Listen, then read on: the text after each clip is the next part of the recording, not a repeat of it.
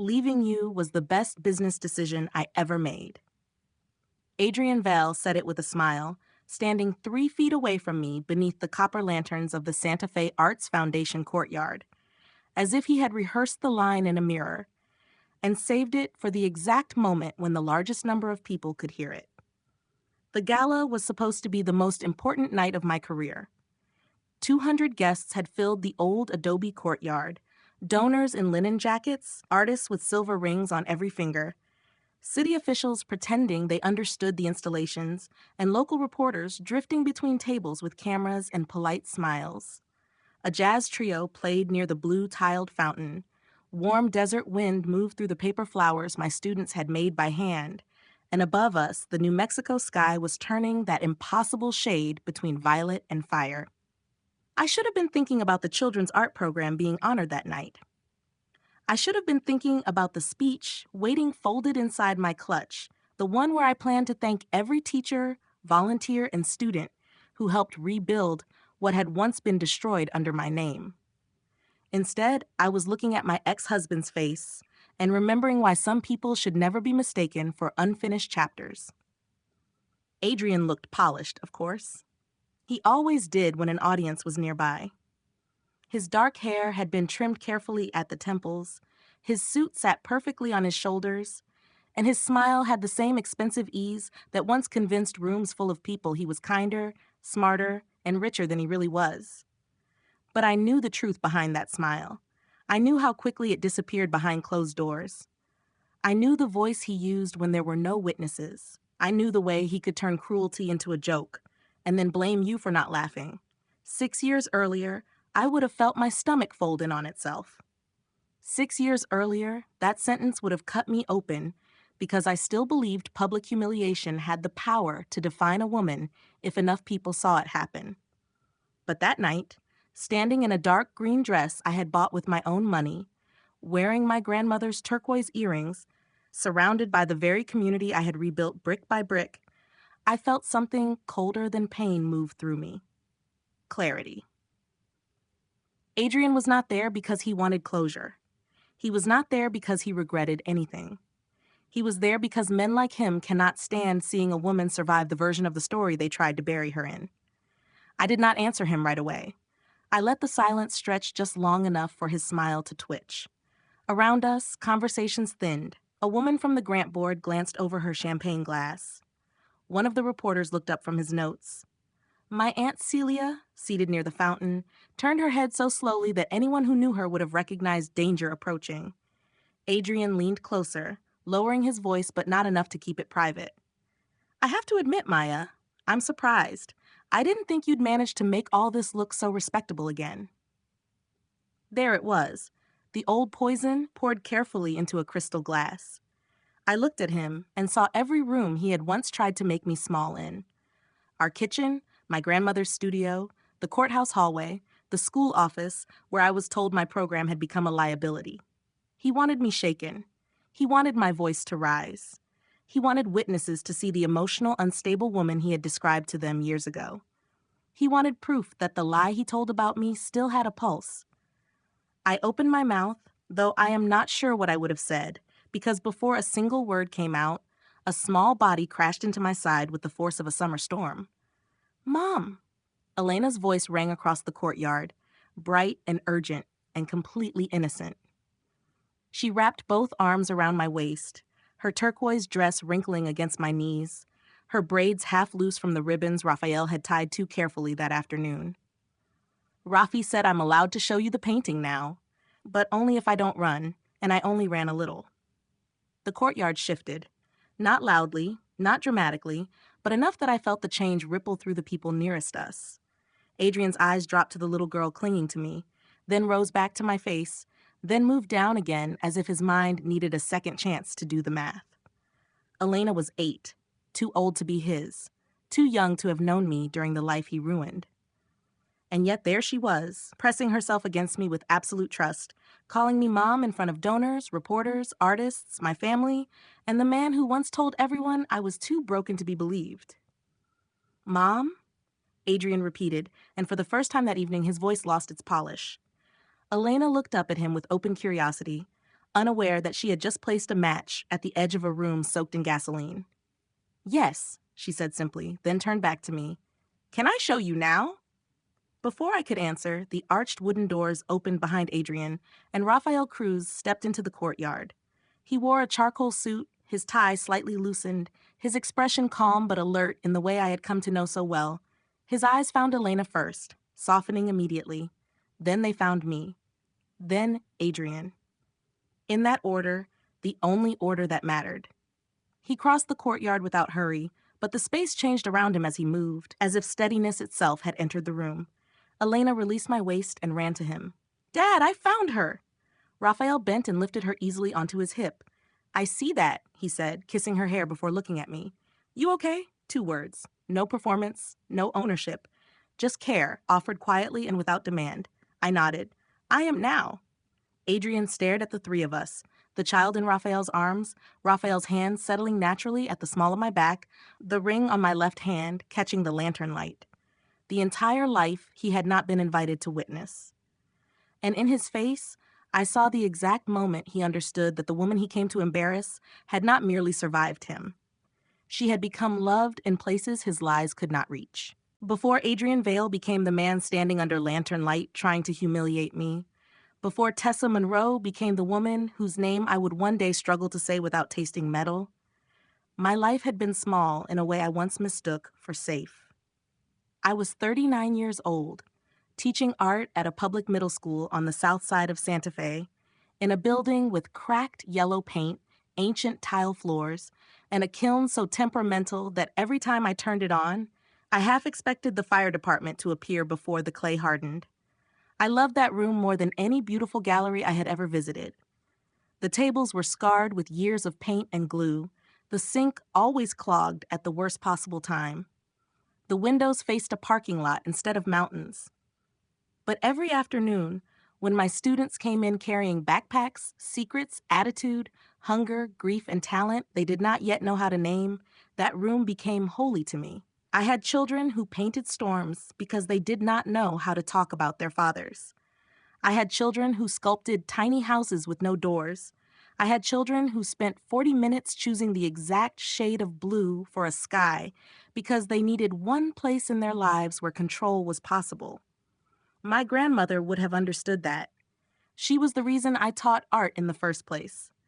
Isadora Calder had never been famous, though she should have been. She painted desert doorways, women with tired hands, yellow flowers growing out of impossible ground, and children standing at thresholds they were not sure they were allowed to cross. When she died, she left me her little adobe house, her paintings, and a sentence written in blue ink on the back of an envelope. Use what I left you to make sure children know beauty belongs to them too. I carried those words like a prayer, and eventually they became the Calder Youth Arts Fund, a messy, underfunded, stubborn after-school program built out of grant applications, donated brushes, borrowed vans, and the kind of hope that looks irresponsible until it works. Adrian used to smile when I talked about it in public.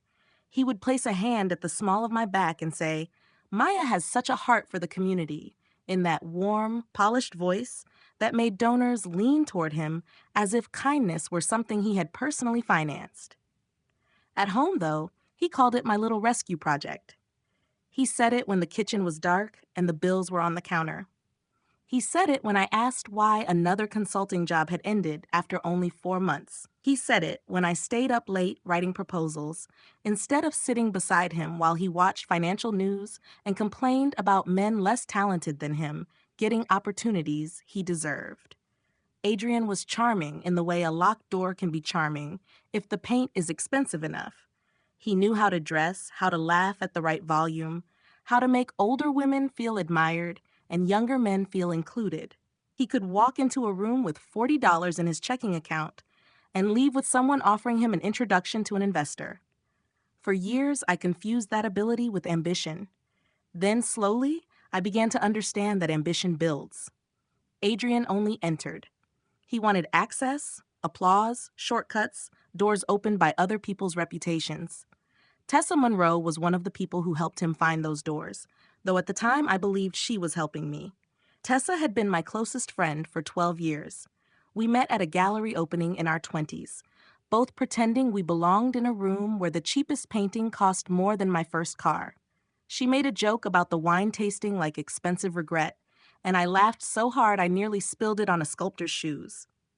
After that, she became part of my life with the speed of someone who had been waiting for an empty chair. She was funny, dramatic, bright, and fearless, with copper red hair and green eyes that made people feel personally selected when she looked at them. She remembered birthdays. She brought soup when my mother had surgery. She sat beside me on the floor after my first grant rejection and said, "Fine, we'll make them regret saying no." She was good with donors, good with language, good with making a struggling program sound inevitable.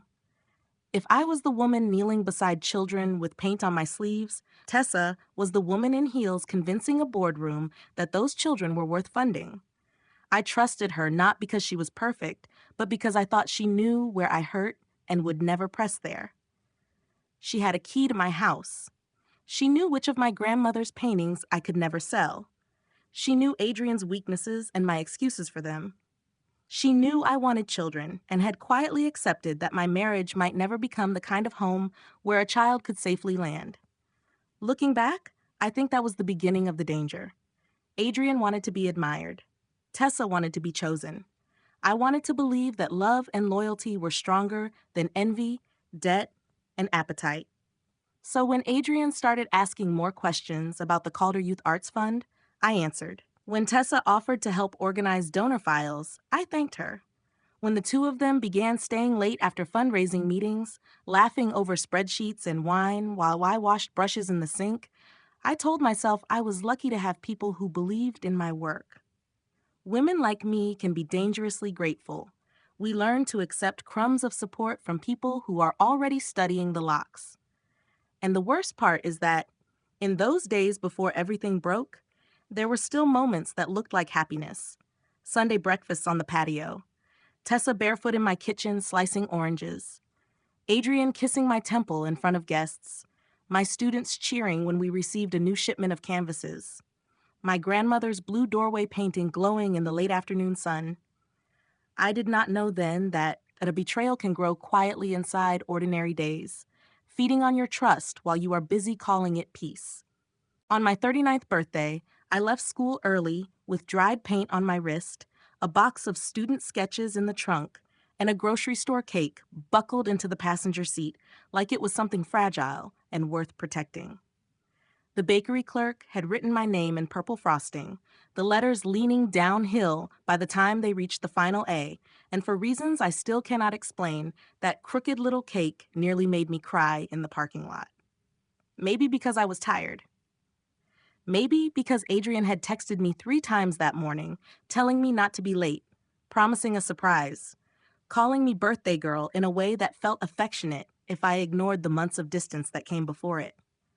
Or maybe some part of me already knew that ordinary kindness, even from a stranger behind a bakery counter, can feel unbearable when you have been living too long inside a house where love has become performance. The drive home was beautiful, in the careless way the desert can be beautiful while your life is walking toward a cliff. The sun was dropping behind the Sangre de Cristo Mountains, turning the sky orange and bruised pink, and the piñon trees along the road cast long shadows across the pavement. I remember passing a group of children, kicking a soccer ball near an apartment complex, and thinking about the summer workshops we were planning, the mural project, the clay masks, the field trip to the museum that half my students had never visited, even though it was only 15 minutes away. I remember feeling proud, nervous, hopeful. We had finally secured the next round of funding for the Calder Youth Arts Fund. For the first time in years, I thought the program might not just survive, but grow.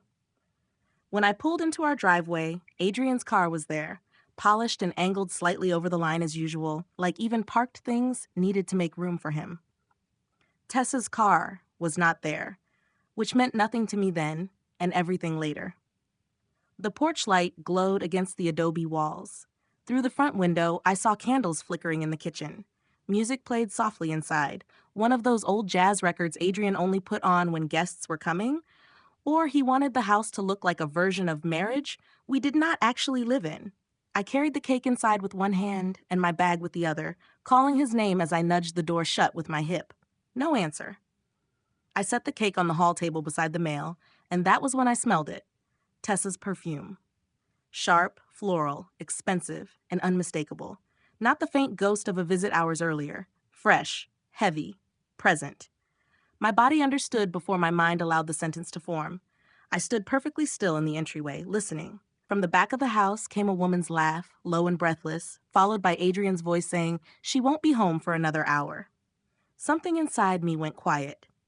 Not numb, not yet. Quiet, the way a classroom goes quiet right before glass shatters. I slipped off my shoes because the hallway floor creaked, and then I walked toward my grandmother's studio. Each step felt both impossible and strangely practical. I noticed the small crack in the plaster near the bathroom door. I noticed one of Adrian's cufflinks on the console table. I noticed my own hand was steady when I pushed open the studio door.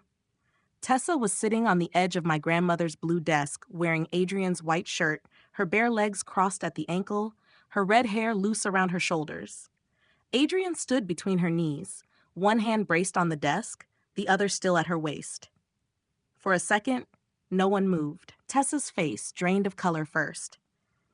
Adrian looked irritated before he looked guilty, and that told me more than any apology could have.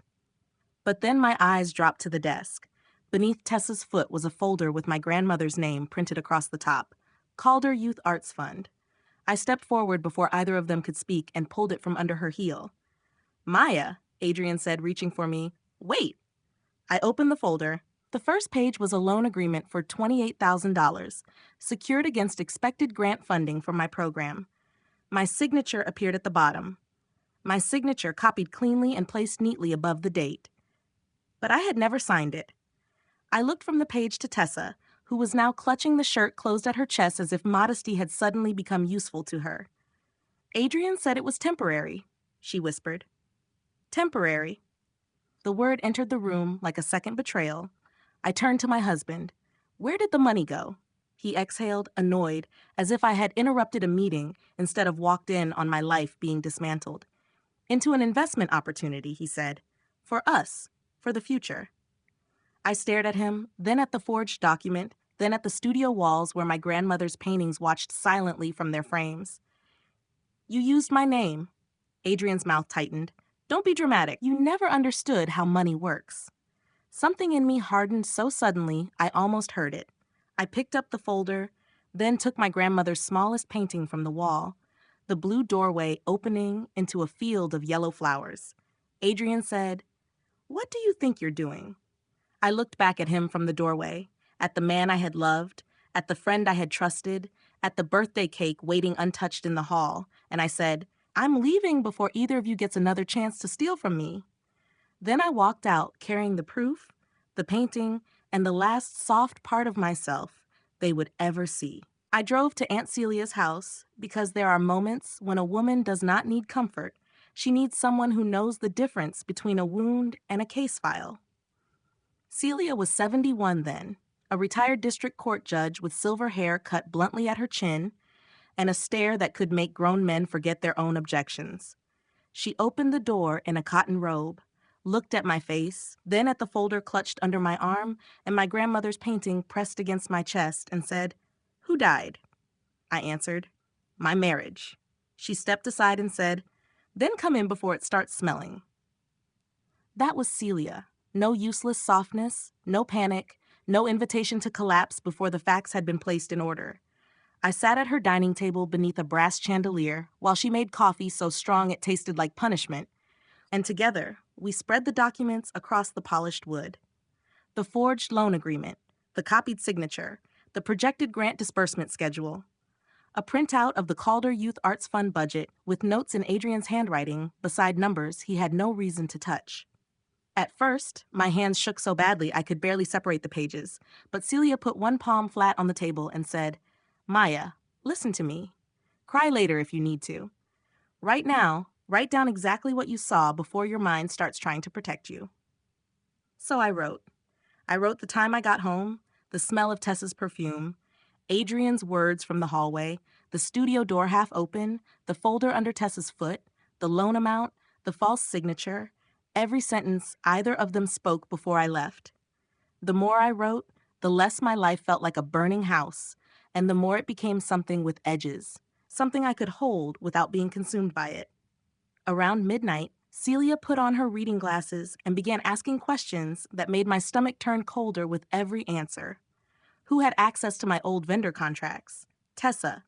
Who helped organize donor files? Tessa. Who had been asking about grant timing? Adrian. Who knew when the next funding round would be approved? Both of them. By 2 a.m, Celia had stopped calling it betrayal and started calling it fraud. By sunrise, she had called an attorney she trusted more than most judges she had worked with. Her name was Inez Park, and when I walked into her office 3 hours later, wearing yesterday's clothes and carrying my grandmother's painting like a shield, she did not waste my time by telling me everything would be okay. She asked for the sequence. I gave it to her. She asked for the documents. I handed them over. She asked whether I still had access to my email, grant files, bank statements, and program records. I said yes. Then she looked at me over the top of the folder and said, "Good, because your divorce is not the most urgent matter. Someone used your name to create debt against charitable funding. That is the fire we put out first." By noon, Inez had sent notices to the lender, the grant board, and the foundation that had approved our funding. By 3, she had filed to freeze the loan activity pending review. By dinner, Adrian had called me 11 times and left one voicemail telling me I was confused, emotional, and about to embarrass myself beyond repair. Tessa sent only one message: "Please don't destroy everything over one mistake." I stared at that sentence for a long time because it showed me exactly how people like her survive themselves. One mistake. As if she had tripped. As if she had not sat on my grandmother's desk with my husband while my forged name lay under her bare foot. I did not respond. Instead, I spent the next week copying emails, printing budgets, photographing files, and remembering conversations I had once dismissed as harmless. Adrian asking when grant money became unrestricted. Tessa offering to clean up donor folders. Both of them staying late after meetings while I washed brushes in the sink. Every memory became evidence. And every piece of evidence cut twice. Once because it proved what they had done, and again because it proved how long I had refused to see it. Adrian moved quickly, too. Men like him always do when truth threatens to arrive before their version of it. He told friends I had suffered some kind of breakdown. He told donors I had become paranoid about money. He told one board member I had been under pressure at school and might have signed things without remembering. Tessa, gentler, and therefore more dangerous, told people she was worried about me. Within a month, the story had shifted from what Adrian did to whether I could be trusted to describe it. The grant board paused the next disbursement. The lender claimed the paperwork had looked legitimate. The school district suspended my after-school program until financial concerns were resolved. Parents called me in confusion. Students asked when we would paint again. I had no answer that did not taste like ash. The divorce itself was brutal, but ordinary compared to that. Adrian fought over furniture, savings, even the old truck we used to transport art supplies, not because he wanted any of it, but because control was the last language he could speak fluently. 11 months later, I walked out of court, unmarried, unemployed, and publicly bruised by a scandal built on my own stolen signature. The loan was eventually classified as fraudulent, but by then, the damage had already done what damage does best. It had arrived loudly and left quietly. My program was gone. My job disappeared under polite words like restructuring and liability. My grandmother's name had been dragged through rooms where no one knew her paintings, her hands, or the sentence she left me about beauty belonging to children. But I kept the blue doorway painting. I hung it in the rented casita behind a retired couple's house, above a kitchen table barely big enough for 2 plates. Every morning, before I went out to teach weekend watercolor classes and write grant proposals for other people's dreams, I looked at that painted door and reminded myself that Adrian had stolen money, time, reputation, and trust, but he had not stolen the part of me that knew how to begin again. Starting over did not look like courage at first. It looked like a rented casita behind a retired couple's house, one narrow bed, two chipped mugs from a thrift store, and my grandmother's blue doorway painting hanging above a kitchen table so small my elbows nearly knocked against the wall when I ate. People love to talk about rebuilding as if it begins with a sunrise and a clean notebook, but mine began with overdue bills, silence, and the strange humiliation of being 40 years old and asking myself whether I could afford both groceries and printer ink in the same week. I taught weekend watercolor classes at a community center where the air conditioner rattled like it had a personal grudge against summer. I cataloged paintings for estate sales, labeling other people's inherited treasures while trying not to think about what had been taken from my own grandmother's name. At night, I wrote grant proposals for nonprofits that still had reputations clean enough to receive money. I became very good at making other people's dreams sound fundable, while mine sat in a cardboard box under my bed, folded between old student sketches and rejection letters. Some mornings, I woke up angry enough to shake. Other mornings, I woke up so tired I had to sit on the edge of the mattress and remind myself how to stand. But I stood. I made coffee. I answered emails. I showed up to classrooms with brushes in a tote bag and told children to mix their own colors, because even when my life felt colorless, I refused to teach them that the world had run out of blue. That was how I first came back to the Santa Fe Arts Foundation, not as a director, not as an honoree, not even as someone important enough to have a name tag printed correctly, but as a temporary instructor hired to run a 4-week children's workshop after another artist canceled. I remember walking into the old Adobe building with my supply box against my hip, trying not to notice the donors' names engraved on brass plaques near the entrance. I had learned by then that shame has a geography. Certain buildings, certain hallways, certain well-dressed people laughing near a coffee urn could make me feel like everyone had already heard the worst version of my story. I was setting up water cups and paper when Rafael Cruz appeared in the doorway, carrying 6 folding chairs under one arm as if they weighed nothing. He was taller than I expected, broad-shouldered, with dark hair threaded faintly with silver, and the serious, watchful eyes of a man who had learned not to waste movement. "You're Maya Calder?" he asked. I braced myself because back then my name still felt like a headline. "Yes." He nodded toward the room. "They double-booked you with a donor breakfast. I can move the breakfast to the courtyard if you give me 8 minutes. I looked at the clock. "Class starts in 10. "Then I have 2 minutes to spare," he said, and somehow, without apology or drama, he fixed it. That was the first thing I noticed about Raphael. He did not perform competence. He simply practiced it. I later learned he was the Foundation's facilities director, though that title did not begin to cover what he did. He fixed broken lights, negotiated with vendors, calmed panicked staff, carried crates, unlocked galleries, remembered which child was allergic to peanuts, and once repaired a leaking roof during a thunderstorm while wearing dress shoes because a board meeting was starting downstairs. He was 42, widowed, and raising a little girl named Elena, who first appeared in my classroom half hidden behind his leg with 2 crayons in her fist and suspicion written across her small face. She was 3 then, with solemn brown eyes and braids that never stayed neat for long. "This is Elena," Raphael said. "She's waiting with me until my sister picks her up." Elena looked at me, then at the table full of paper, then at the yellow crayon in her hand. "Can I draw?" she asked. "Only if you're willing to make something dangerous," I said. Her eyes widened. "Like a dragon?" "Especially like a dragon." She sat down, and from that afternoon forward, she treated my art room as if it were a country she had decided to immigrate to. At first, Raphael apologized every time she wandered in, but I told him to stop because Elena was quieter than half my students and more respectful than most adults. She drew dragons, houses with round windows, women with crowns, and one very serious portrait of her father holding a mop like a sword. Slowly, without anyone announcing it, our lives began to overlap. Raphael would bring me coffee when my evening classes ran late. I would save extra paper for Elena. He fixed the broken cabinet in my classroom without mentioning it. I helped Elena make a Mother's Day card for her grandmother, and pretended not to notice when Raphael stood in the hallway swallowing grief like it had bones. He never pushed.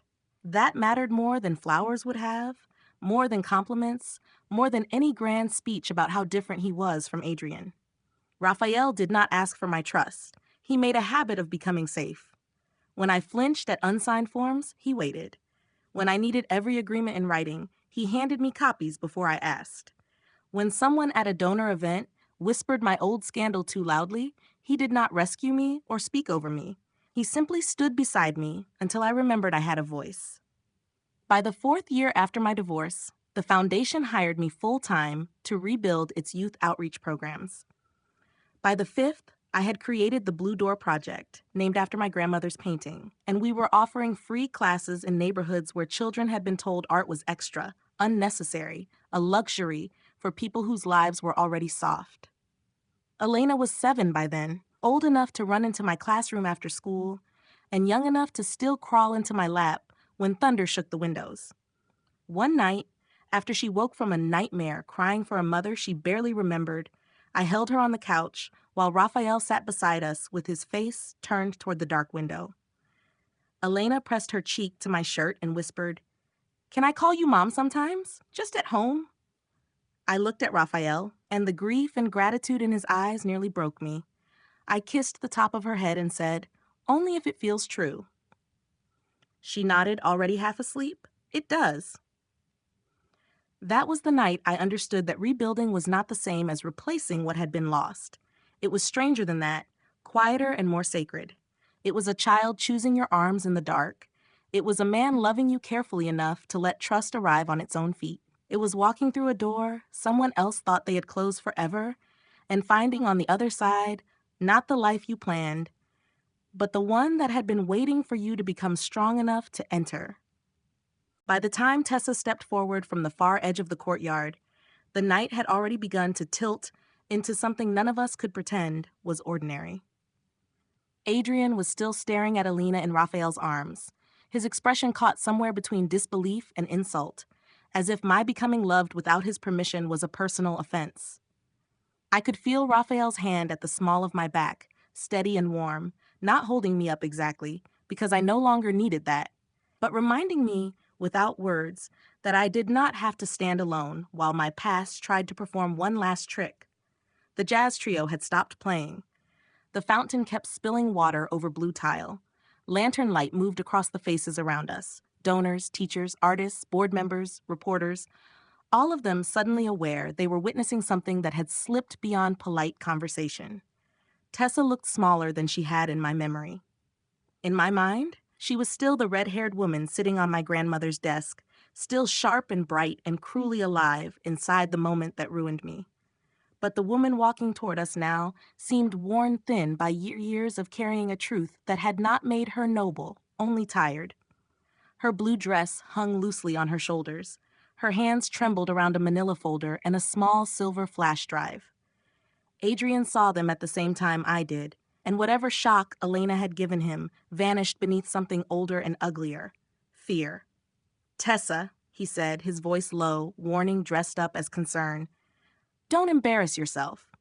She stopped near the fountain, close enough for the people around us to hear every word, and gave him a sad little smile. "That's what you always called it when someone told the truth before you were ready." A murmur passed through the courtyard. I felt my heart beat, not racing, just heavy, each beat landing with the weight of an old door being struck from the other side. Tessa turned to me then, and for the first time in 6 years, she looked directly into my eyes without hiding behind tears, excuses, or the soft language of regret. "Maya," she said, "I know I have no right to ask you to listen, but I should have said this a long time ago. You didn't sign that loan agreement. You didn't misuse the Calder Youth Arts Fund. You didn't steal from your students, your donors, or your grandmother's name. Adrian did, and I helped him." The courtyard seemed to inhale all at once. Somewhere behind me, Aunt Celia whispered a word I will not repeat in a public story, and under different circumstances it might have made me laugh. Adrian did laugh, but the sound came out thin and wrong. "She's unstable," he said, turning slightly toward the crowd as if searching for a jury he could still charm. "This woman has had issues for years." No, Tessa said, her voice shaking but clear. I was unstable when I believed you loved me. I'm very clear now. Raphael shifted, placing Elena gently on the ground and bending to whisper something in her ear. She looked uncertainly at me, and I forced myself to smile. Go sit with Aunt Celia for a minute, sweetheart. She hesitated, then ran toward Celia, who gathered her close with one arm while keeping her eyes locked on Adrian, like a judge waiting for a defendant to make one final stupid mistake. Tessa lifted the folder. 6 years ago, Adrian copied Maya's digital signature from an old vendor agreement. I submitted the paperwork through a lending contact I knew from a previous fundraising job. The loan was secured against expected grant funding for the youth arts program, but the money never went to the program. It went into Adrian's private development account for a restaurant project that was already failing. Adrian took one step toward her. Raphael moved before I could even breathe, calm and exact, putting himself between Adrian and everyone else without raising his hands or his voice. Don't, Raphael said. Just one word, and somehow it carried more authority than all of Adrian's polished speeches ever had. Adrian stopped, his jaw working. Tessa continued. When Maya found us, Adrian panicked. He told me if I kept quiet, he would leave her, and we would start over. Then, when the fraud review began, he told people Maya was emotional, confused, maybe desperate enough to sign something and forget it. He said no one would believe her if we both stayed consistent. The old wound opened, but it did not bleed the way it once had. It burned clean. I thought of the parents who stopped answering my calls, the students asking when we would paint again, the principal crying behind a closed office door, my grandmother's name whispered like a scandal by people who had never seen her hands covered in blue paint. Tessa held out the folder as Inez Park stepped from the crowd, elegant, severe, and perfectly timed. My lawyer took the documents, scanned the first page, then looked at me. This is enough to reopen everything. Adrian's face went pale. You think this proves anything? He snapped. I finally turned to him fully. For 6 years, I had imagined what I would say if the truth ever stood in the same room with both of us. I thought I might rage. I thought I might cry. Instead, my voice was almost gentle. I was always innocent, Adrian. You're just late finding out that other people know. Security reached him before he could answer. As they escorted him beneath the archway, past the fountain, past the children's paintings glowing under lantern light, he looked back once as if expecting to find me shattered by the scene he had made. But I was still standing. Raphael was beside me, Elena was safe in Celia's arms, and the lie that had followed me for 6 years had finally lost its audience. 3 months after the gala, Inez called me on a Tuesday morning while I was standing in the foundation supply closet counting watercolor sets for a class of 4th graders who believed purple was the only color worth respecting. I almost let the call go to voicemail because I had a clipboard under one arm, a box of glue sticks at my feet, and blue paint on my thumb. But something in me still recognized that certain phone calls arrive with the weight of a door opening. Maya, Inez said, and her voice had that calm, polished edge that meant facts had finally arranged themselves into something useful. The lender is reopening the file, the foundation is pursuing civil damages, and the district attorney's office has requested the documents Tessa provided. I leaned back against the shelves, surrounded by construction paper and tempera paint, and closed my eyes. For 6 years, I had imagined that moment in different forms. I thought I would sob. I thought I would feel triumphant. I thought the sky outside would look different, as if truth, once spoken officially, should change the color of the world. But all I felt at first was tired. Not sad, not empty, just tired in the deep-boned way a person feels after carrying something heavy for so long that setting it down hurts too. What happens now? I asked. Inez exhaled softly. Now it becomes bigger than you. That sentence stayed with me because it was the first time the whole thing did not feel like my private punishment. Adrian's accounts were subpoenaed.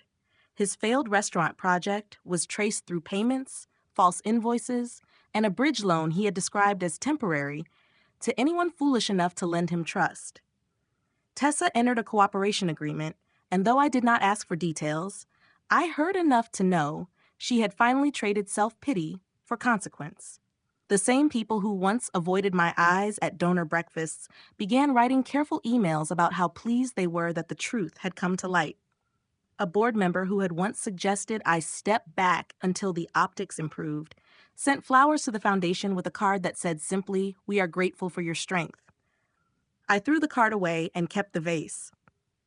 Strength is a beautiful word people use when they do not want to say, "We should have believed you sooner." My name was cleared publicly in a correction so small it almost insulted me more than the original whispers had. But I printed it anyway and placed it in a folder behind my grandmother's old envelope. Not because it healed everything. It did not. My students from those lost years never got back the summer program Adrian stole from them. My grandmother's name had still been dragged through rooms where no apology could fully clean it. The woman I once called my closest friend was still a stranger who had known exactly where to place the knife. But the lie had lost its roof. It could no longer shelter him. That was enough. The following spring, Raphael and I married in the foundation garden under paper flowers made by the children from the Blue Door Project. Elena wore a yellow dress and took her role as flower girl so seriously that she corrected the officiant twice and informed the guests that petals should be scattered with intention. Aunt Celia cried behind dark glasses and denied it so aggressively that no one dared disagree. Inez came in a navy suit and gave us a gift-wrapped document scanner, which made Raphael laugh harder than I had heard him laugh in months. When it was time for my vows, I looked at the man standing across from me, the man who had never demanded my trust, never rushed my healing, never treated my wounds like a doorway into ownership, and I realized that love, real love, does not feel like being swept away. It feels like being able to stand fully on your own feet while someone safe stands beside you. Elena slipped her hand into mine before the ceremony ended, and when the officiant pronounced us a family, she whispered, "We already were." She was right. Later that summer, I sold the casita's old furniture, packed my grandmother's painting in 3 layers of cloth, and moved into Raphael's house with Elena supervising every box as if I might accidentally misplace myself. The blue doorway painting now hangs in our dining room, where morning light touches it before it reaches anything else. Some nights, Elena sits beneath it doing homework while Raphael cooks badly but confidently, and I pretend not to notice him burning garlic. Life did not become perfect. That is not how rebuilding works. Elena still has days when missing her first mother makes her quiet and unreachable. I still freeze sometimes when someone asks me to sign a document without reading it twice. Raphael still carries grief in places even love cannot enter without permission. But pain is no longer the center of the room. It is a chair in the corner. We acknowledge it. We do not let it arrange the furniture. The Blue Door Project grew beyond anything my grandmother could have imagined. We opened classrooms in 3 towns, hired local artists, filled vans with canvases and clay, and watched children discover that beauty was not a luxury reserved for softer lives. One evening, nearly a year after the gala, Elena stood in front of my grandmother's painting and asked, "Mom, is that door opening or closing?" I looked at the blue doorway, the yellow flowers, the impossible field beyond it, and thought about the birthday cake left untouched in my old hallway, the forged signature, the courtroom, the casita, the gala, the truth arriving late but not empty-handed. "Both," I told her. "Sometimes it has to close behind you before you can see what it's opening into." She nodded as if that made perfect sense, then asked if we could have pancakes for dinner. And just like that, life continued. Not dramatically, not perfectly, but honestly. People sometimes ask whether seeing Adrian exposed felt satisfying. Yes, it did. But not because he suffered. It satisfied me because the room finally saw what I had carried alone, because the story he wrote over my name was erased in public, because the children got their classrooms back, and because the woman he once called too emotional to understand, money built something stronger than anything he ever stole.